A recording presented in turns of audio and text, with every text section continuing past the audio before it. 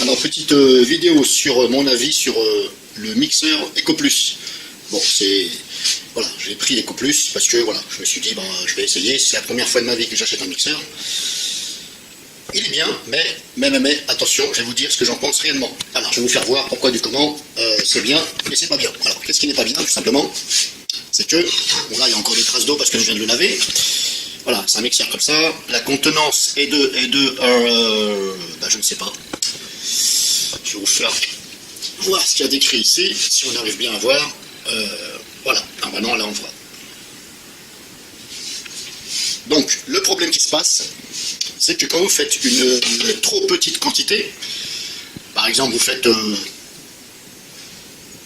voilà, on va dire, je vais dire 15% de produit.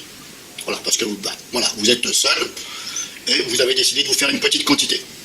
Donc moi j'ai fait l'expérience avec du fromage blanc, une banane que j'ai coupée en morceaux et une pomme que j'ai coupée aussi en morceaux. Des morceaux qui étaient assez gros. Donc j'ai mis, et ça a rempli à peu près tout ça, on va dire 15%. Le problème qui se passe, c'est que vous voyez, ce qui coupe au fond là, voilà, là, ça, le problème c'est que ça ne va pas assez contre les bords, les parois du bocal, du vase. Et le problème c'est que quand vous faites tourner, ça va tellement vite que ça projette les aliments sur le côté. Alors, du fait que ça projette sur le côté, vu que les lames ne vont pas assez sur le côté, eh bien ça n'arrive plus à mâchouiller le tout. Donc vous vous retrouvez plein sur les bords, jusqu'en haut, parce que ça projette jusqu'en haut, et après, malheureusement, ça n'arrive plus à mâchouiller tout ça. Alors, j'étais obligé de le secouer. Donc je l'ai arrêté et je le secoue. Et puis de temps en temps, je le tapote, voilà, quand il est posé là, et quand il tourne, je soulève le tout et je le tapote un peu, voilà, sur le plateau en bois. Mais bon, normalement, il ne faut pas tapoter comme ça. Mais le problème, c'est que voilà, ce qui coupe là, la lame, alors il y en a deux. C'est un peu dirigé un peu vers le haut, un peu vers le bas, voilà, mais ça ne va pas assez sur les côtés. Alors, je ne sais pas si vous en rendez compte, je vais vous faire voir comme ça. Donc là, on voit réellement ce que ça fait. Et sur les côtés, donc, là, la lame ne va pas assez sur les côtés. Et le problème, c'est quand vous faites une trop petite quantité. C'est ce qui se produit. Quand vous faites une grande quantité, vous faites au moins la moitié, ou vous remplissez. Là, ça va, puisque, comme les ingrédients eux-mêmes, il y en a plus, donc c'est plus lourd, donc ça a tendance à se tasser vers le fond. Donc là, ça fonctionne. Par contre, il faut un certain temps. Mais quand vous faites une trop petite quantité, eh bien, voilà. Donc, c'est bien dans le sens où ça fonctionne, mais pas terrible, si vous faites une petite quantité. Et si vous faites une grande quantité, ça fonctionne bien. Après, ce qu'il faut faire, c'est voilà, le secouer comme moi, de temps en temps. Vous l'arrêtez, ou même en route, vous le secouez un peu. Voilà, vous le tapotez, ou vous tapez un peu avec votre main en dessous, carrément, mais en dessous du truc qui tourne. C'est pas évident. Bon, vous arrêtez, vous le tapotez un peu, vous mettez un chiffon, un bon chiffon, vous le doublez, parce qu'il ne faut pas non plus taper trop sur la cuve de ça, là. Vous mettez quelque chose qui amortit quand même, un bon chiffon, vous tapotez un peu, et vous recommencez à mixer, voilà. Et bien entendu, comme je vous dis, ça va éclabousser sur les côtés, ça se colle contre les côtés, et ça n'arrive plus, parce que le fait que vous en mettez pas assez. Donc voilà ce que je pense, sinon, voilà, c'est un truc pas cher, voilà, ça fait ce que ça fait. Alors, la solution est que, il n'y a pas vraiment de solution, il faut faire une quantité assez importante, tout simplement.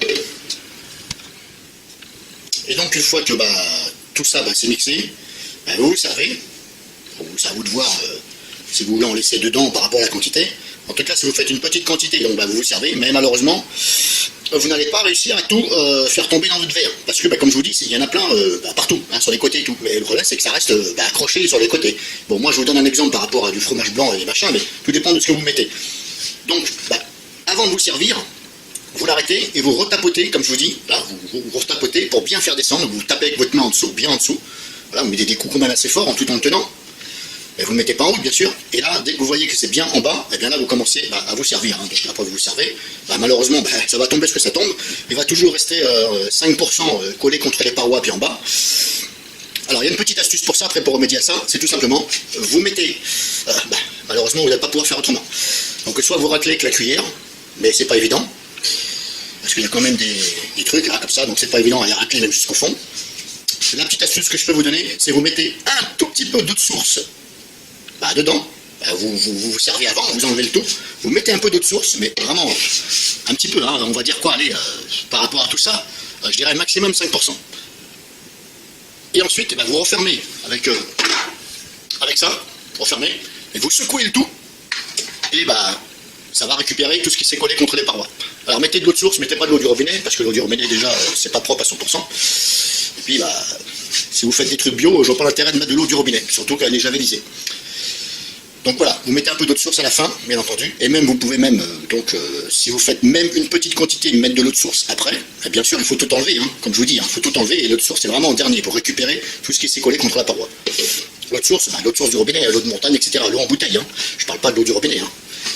Et vous secouez bien, vous secouez, et puis bah voilà. Donc c'est la petite astuce que je peux vous donner. Après, voilà, le conseil que je voulais vous donner, voilà, je m'y retrouve, c'est que quand vous achetez ça, un mixeur, prenez-en un où vous êtes sûr qu'à l'intérieur, bah, ce qui coupe, c'est assez grand, et ça va quand même pas mal sur les côtés.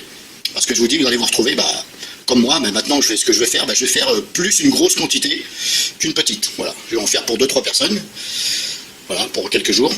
Mais surtout quand vous en achetez un, pensez bien à regarder ce qui coupe les lames là, et de bien le prendre où vous voyez que c'est quand même large, et ça va quand même pas mal sur les côtés.